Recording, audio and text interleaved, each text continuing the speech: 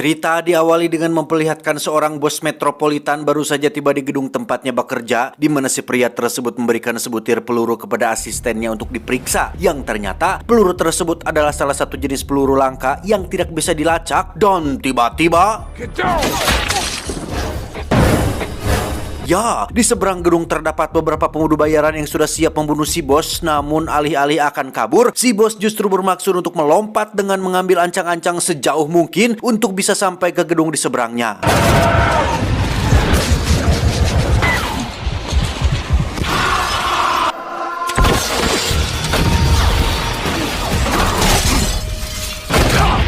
Entah siapa bos metropolitan ini, dia jelas bukanlah seorang pria kantoran biasa yang sering duduk di balik meja, karena dari kemampuannya sudah pasti bahwa pria ini adalah manusia terlatih yang biasa membunuh dan melakukan aksi-aksi mustahil. Tak lama ponsel salah satu pemudu bayaran pun berdering, di mana panggilan tersebut berasal dari si pelaku yang telah menyewa para pembunuh bayaran ini, dan si bos metropolitan tengah berdiri tepat di atas tanda X yang merupakan titik jebakan untuk si pelaku bisa menembaknya dari jarak yang teramat sangat jauh menggunakan peluru langka yang tidak bisa dilacak.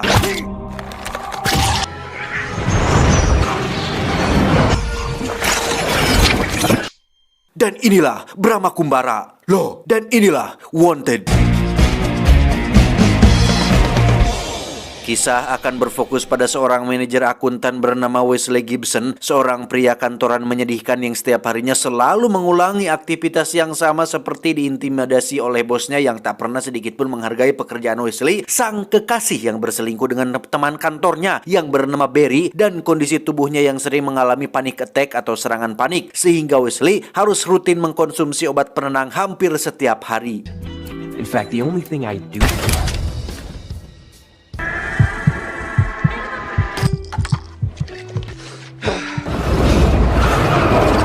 Wesley! Suatu malam saat membeli obat di apotek, Wesley tiba-tiba kemunculan seorang wanita cantik dengan jenis bibir yang memiliki tingkat orgasme tinggi bernama Fox, yang memberitahunya tentang ayah Wesley yang baru meninggal minggu lalu dibunuh oleh seorang pria bernama Cross dari jarak yang sangat jauh, di mana si pembunuh bernama Cross tersebut saat ini sedang berada tepat di belakang Wesley dengan maksud untuk membunuhnya juga. Ya, terjadi baku tembak antara Fox dan Cross, di mana skill menembak mereka berdua berada pada tingkat atau level melebihi manusia konvensional pada umumnya. Terlebih lagi Fox menggunakan senjata api unik yang ujungnya bisa belok kanan dan belok kiri untuk mempermudahnya mengincar posisi si target. Wesley yang tidak tahu apa-apa pun memilih untuk pergi dari sana, tapi tiba-tiba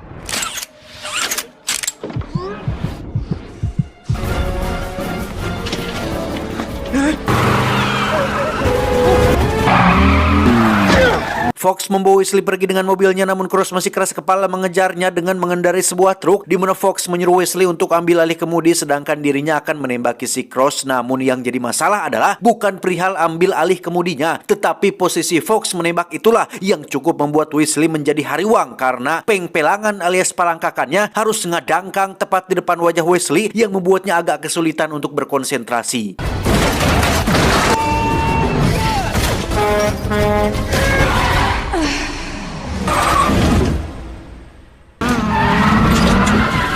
Karena truk yang dikendarainya kalah cepat, Cross harus kehilangan mereka saat sebuah bus menghalangi jalannya. Namun disinilah kita akan diperlihatkan dengan satu kemampuan menembak yang sangat luar biasa sekaligus sangat mustahil dilakukan di dunia nyata, yaitu membelokkan peluru. Pada akhirnya, Cross pun mundur sedangkan Wesley dan Fox bisa lolos meski mobil sport mahalnya ringsek tidak katulungan. Singkat cerita, Wesley yang baru siuman dari pingsan pun seketika terkejut saat berada di tempat asing yang di situ ada beberapa kawan Fox, termasuk satu om-om bernama Sloan yang merupakan pimpinan dari sebuah organisasi yang bertajuk Fraternity of Assassin atau persaudaraan pembunuh yang bertugas untuk membunuh orang-orang sesuai takdir yang telah ditentukan, di mana Wesley dipaksa untuk menembak sayap 3 ekor lalat yang sedang terbang, yang hal itu sangat mustahil untuk dilakukan. Ya, alangkah terkejutnya Weasley saat dirinya mampu melakukan hal itu dengan sangat akurat, di mana Sloan menjelaskan bahwa serangan panik yang sering dialaminya bukanlah suatu kondisi penyakit, melainkan suatu anugerah yang membuatnya mampu melihat sesuatu dalam gerak lambat karena jantungnya berdetak 400 kali lebih cepat dari manusia normal pada umumnya, yang kemampuan tersebut juga dimiliki oleh almarhum ayahnya yang mati di adegan awal tadi.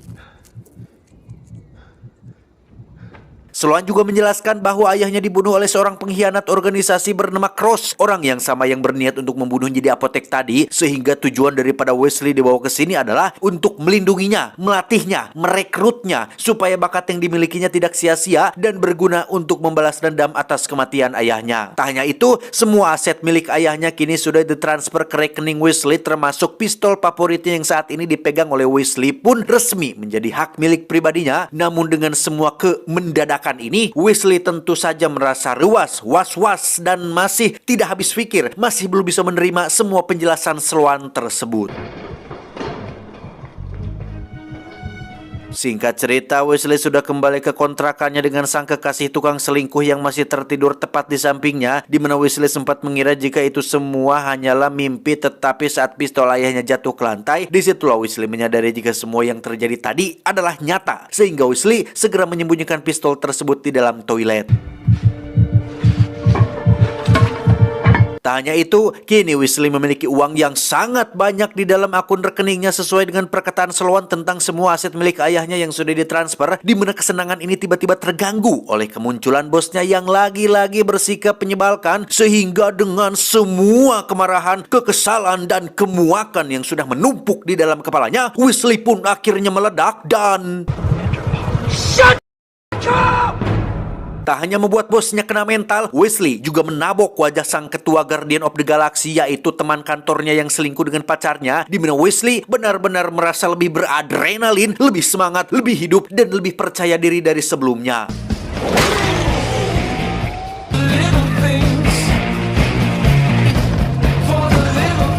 Ya, Weasley pun memutuskan untuk ikut dengan Fox pergi ke markas organisasi pembunuh yang bertempat di sebuah pabrik tekstil, di mana Weasley bermaksud untuk menerima tawaran Sloan tentang ajakannya semalam yang ingin merekrutnya menjadi anggota organisasi. Tetapi sebelum itu, Weasley harus melewati serangkaian tes untuk melihat seberapa besar motivasinya untuk bergabung dengan mereka semua.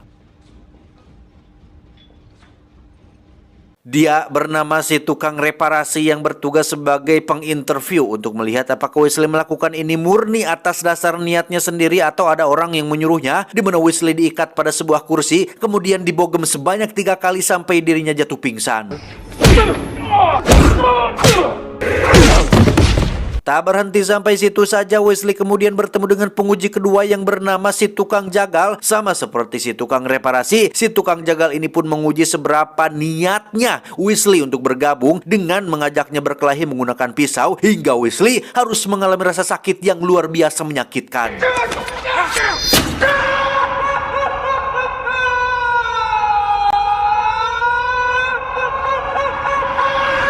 Weasley terbangun di dalam bak mandi berisi penuh dengan cairan lilin yang sudah mengeras, di mana hal ini merupakan sebuah metode kuno untuk menyembuhkan luka seperti sayatan, patah tulang, kadas, kuris, kurap, dan rombeheun dalam waktu hanya hitungan jam saja. Dan yang bertanggung jawab atas hal ini adalah seorang pria Rusia, kita panggil saja si Rusia, yang memberikan Weasley seteguk minuman beralkohol. Keesokannya Weasley dibawa ke arena tembak dengan papan target yang terhalang oleh daging babi. Dikira harus menembak titik target dengan cara menembus daging babinya, Weasley justru dituntut harus menembak titik target tanpa menggores sedikit pun daging babinya, yang berarti Weasley harus bisa membelokkan sebuah peluru yang jikalau Weasley mengira itu adalah hal yang mustahil, maka Sloan pun menerangkan bahwa itu tergantung dari seberapa kuat insting seseorang untuk memperhitungkan gerakan, kecepatan angin, momentum, dan tentunya kehendak sang sutradara. Sebelum mempraktekannya, Weasley akan dilatih oleh Fox untuk memperkuat instingnya dengan cara menangkap penggulung rajutan yang bergerak sangat cepat sekali, di mana Weasley sangat kesulitan melakukannya hingga membuat tangannya mengalami luka-luka. Tak berhasil dengan penggulung rajutan, Fox mengajak Wesley naik ke atas sebuah kereta api yang sedang melaju kencang, di mana kegiatan berbahaya ini merupakan termasuk dalam latihan memperkuat insting supaya Wesley bisa membelokkan peluru. Namun karena ini adalah yang pertama kali baginya, Wesley langsung ngagolir setelah terbentur beton jembatan. Dan lagi, Wesley terbangun di dalam bak cairan lilin dengan si Rusia yang sedang bermain dengan tikusnya. Dia menunjukkan suatu metode yang katanya diciptakan oleh almarhum ayah Wesley, yaitu dengan menempelkan peledak berukuran kecil pada sebuah tubuh tikus dan menjadikannya sebagai senjata yang mematikan. Setiap hari Wesley terus dibuat babak belur oleh Fox dan kawan-kawan, dan sampai detik ini Wesley masih belum menunjukkan adanya perkembangan yang signifikan, sementara satu persatu kawan mereka terus bertumbangan akibat dibunuh oleh si Cross, di mana Sloan sendiri meyakini jika satu-satunya orang yang bisa melacak dan membunuh Cross hanyalah Wesley seorang. Entah apa alasannya, karena jika dipikir-pikir mereka kan sudah pasti lebih pro, lebih hebat, dan lebih berpengalaman, dan lebih memiliki peluang besar untuk membunuh si Cross ketimbang hanya mengandalkan seorang manajer akuntan biasa yang masih rarampa dan belum ada kemajuan.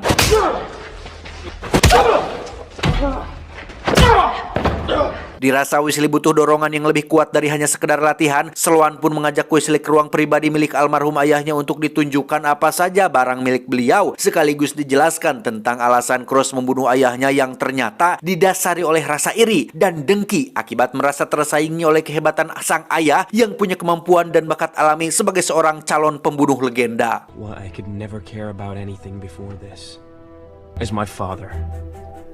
Dari situlah Wesley mulai mikir dan mulai giat berlatih, termasuk melakukan investigasi mandiri dengan menyelidiki peluru langka tak terlacak yang selalu digunakan oleh si Cross, hingga menyisakan satu pertanyaan tentang kenapa hanya Wesley saja yang lolos dari si Cross, padahal dari catatan yang ada, Cross adalah sosok pembunuh sempurna yang tidak pernah satu kali pun melakukan kesalahan ataupun gagal membunuh targetnya, sehingga hal ini agak sedikit janggal dan aneh, tetapi Wesley memilih untuk tidak memikirkannya dulu. Move he ever made. Every attack he ever executed, bullets untraceable, of course.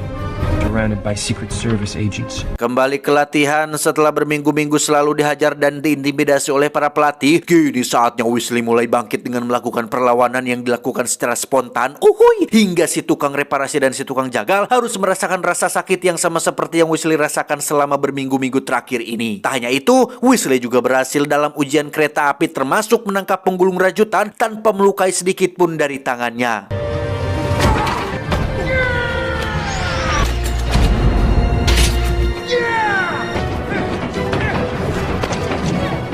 Giliran tes terakhir dan yang paling utama, yaitu membelokkan peluru, Wesley benar-benar stuck untuk yang satu ini karena menurut hukum kekekalan momentum, suatu benda yang tidak terpengaruh oleh gaya luar, maka momentum total sistem tersebut tetap konstan alias tidak akan berubah secara drastis. X ditambah Y sama dengan sin per A dikalikan dengan percepatan akar kuadrat dibagi dengan cos per 10 dikali gravitasi akar 5 dikurangi A dan B ditambah jarak per waktu tempuh sama dengan kecepatan dikalikan dengan 5 ekor entog dan satu buah apel milik Budi akan menghasilkan suatu kesimpulan, yaitu peluru tidak bisa dibelokkan.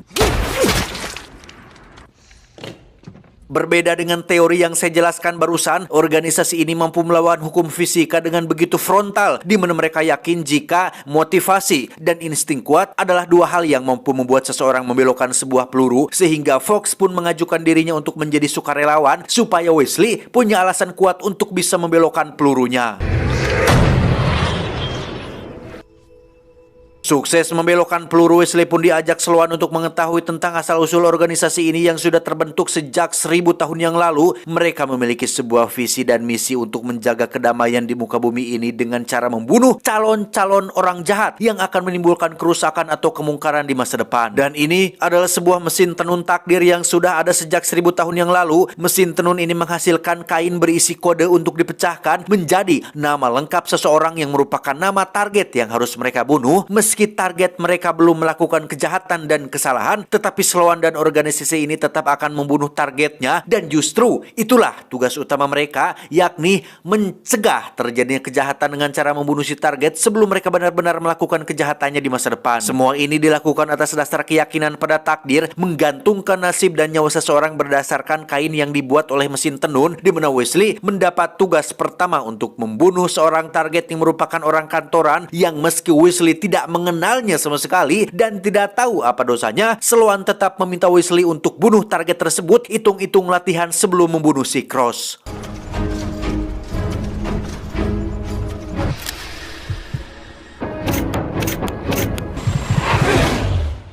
Dan ya, Wesley masih memiliki keraguan terhadap semua yang dia dengar karena apa iya nyawa seseorang hanya digantungkan pada sebuah mesin tenun keno yang tidak jelas dari mana asal-usulnya munculnya kode tersebut. Sekilas Wesley merasa ini semua tidak masuk akal, tetapi Fox muncul untuk membuat Wesley menjadi yakin dengan menceritakan masa lalunya ketika sang ayah dibunuh oleh seorang penjahat yang namanya muncul pada mesin tenun takdir tepat seminggu sebelum insiden tersebut terjadi.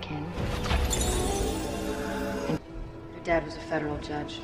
Setelah mendengar cerita masa lalu Fox yang begitu menyedihkan, Wesley pun mulai yakin dengan semua yang Sloan ceritakan, di mana Wesley langsung beraksi pada malam itu juga dan berhasil membunuh si target dengan teknik membelokkan pelurunya.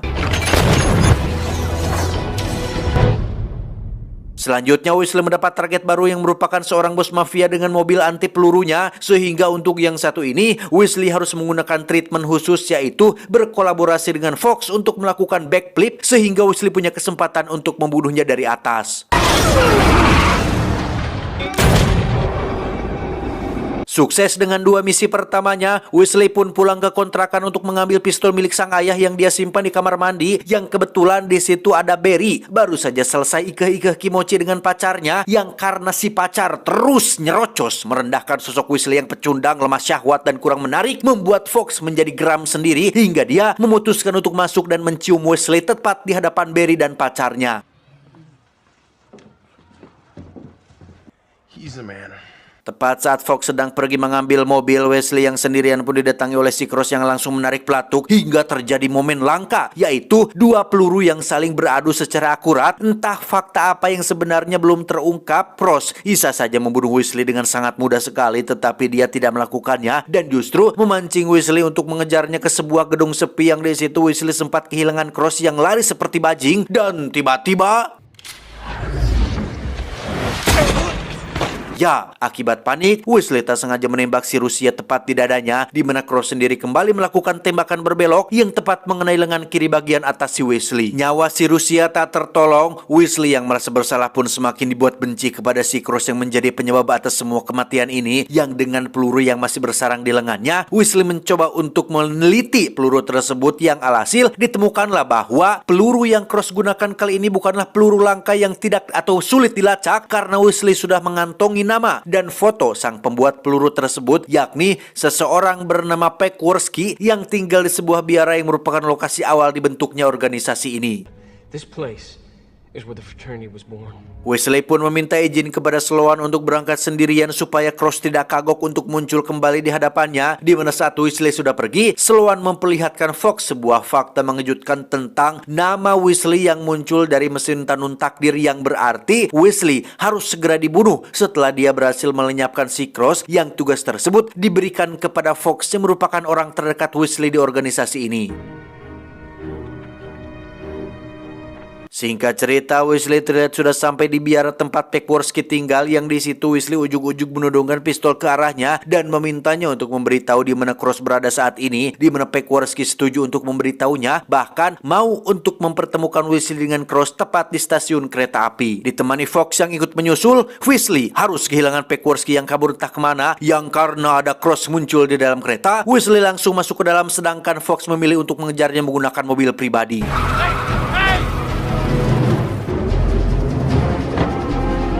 Semakin jelaslah bahwasanya Cross memang tidak berniat untuk membunuh Wesley, di mana mereka berdua kembali melakukan adu tembak dengan masih ada beberapa penumpang sedang berlarian, sehingga keduanya pun menggunakan teknik membelokkan peluru dan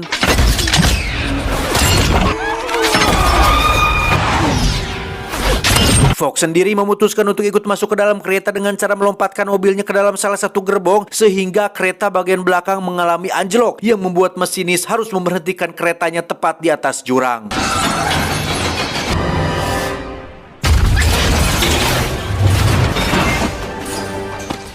Dan ya, entah apa yang sebenarnya sedang terjadi, Cross yang di awal ingin membunuh Weasley tiba-tiba saja membantunya agar tidak jatuh, di mana Weasley tetap saja menembaknya tepat di bagian dada yang pada detik-detik sekarat itulah Cross memberitahu Weasley tentang Sloan yang sudah membohonginya karena faktanya Cross adalah ayah kandung Weasley yang hal itu dikonfirmasi langsung oleh Fox yang membenarkan tentang hal tersebut dan sekarang Weasley harus mati sesuai takdir yang sudah tertera. You're my son.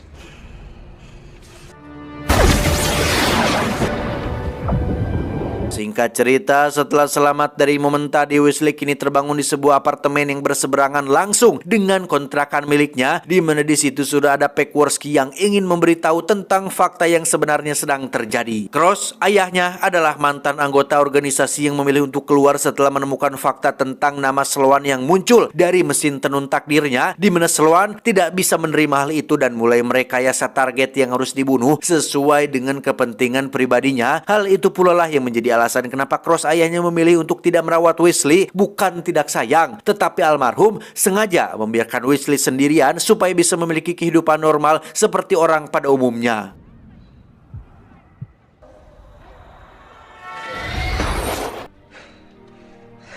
Jika Weasley sempat berpikir sang ayah mencoba untuk membunuhnya, justru beliau berupaya untuk memisahkan Weasley dari Fox dan organisasi ini, dan sekarang semuanya sudah terlambat karena sang ayah sudah mati dibunuh oleh Weasley sendiri. Peckworski memberikan tiket penerbangan untuk Weasley kabur sejauh mungkin, namun dengan semua yang sudah terjadi, nehi, aku ora bakal mundur mas, akan kubalaskan kematian ayahku.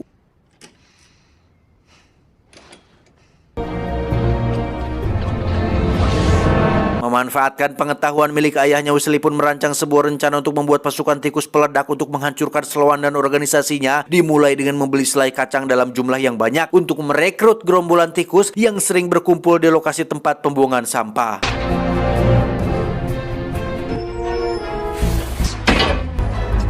Setelah semua siap, Weasley langsung meluncur ke markas Sloan dengan mengendarai mobil pengangkut sampah dan membiarkan ratusan tikus memasuki pabrik tekstilnya.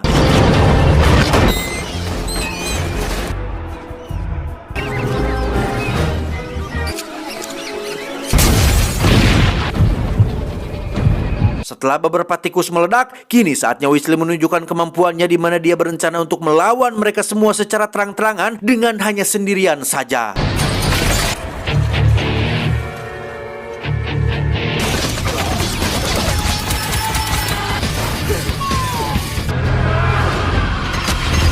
Selesai dengan si tukang reparasi dan pasukan yang ada di bawah, kini saatnya Weasley harus berhadapan dengan si tukang jagal yang meski sempat menjadi pelatihnya beberapa waktu yang lalu, Weasley tidak akan segan-segan untuk menghabisinya kali ini.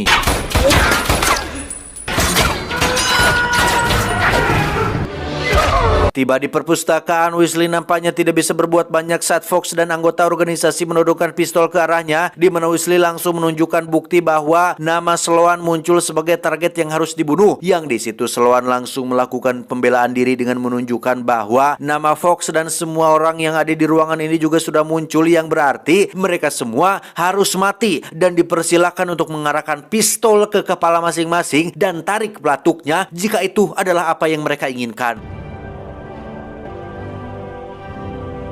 Sloan menegaskan bahwa apa yang dirinya sudah lakukan adalah bukan untuk kepentingan dirinya sendiri, melainkan untuk kepentingan bersama. Di bawah kepemimpinannya, organisasi ini semakin hari semakin kuat, persaudaraan semakin erat, sehingga sekali lagi, jika mereka tidak setuju dengan perkataan Sloan, silahkan arahkan pistol ke kepala masing-masing, atau bunuh Weasley dan lanjutkan kembali hidup mereka. Di saat yang lain tidak peduli dengan takdir mesin tenun dan berniat untuk membunuh Weasley, hanya Fox lah satu-satunya orang yang percaya dengan nasibnya yang harus mati, sehingga dia pun melakukan sebuah tembakan yang semakin mustahil, bukan lagi membelokkan peluru, tetapi memutarkan peluru.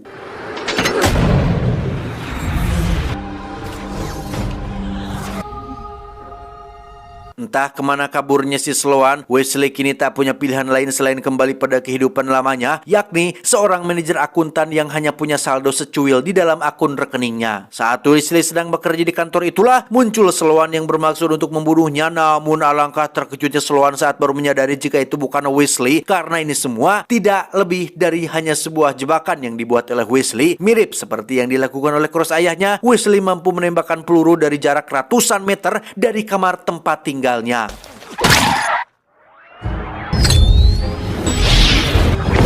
Of my life. Tamat ending yang cukup membagongkan. Pesan yang bisa kita ambil dari film ini adalah peluru boleh dibelokkan, tapi akidah harus tetap lurus. Saya John mewakili jajaran direksi yang bertugas mengucapkan terima kasih dan sampai jumpa di video selanjutnya. Adios, tutug oncom Alabama. Cuau, cuau, cuau.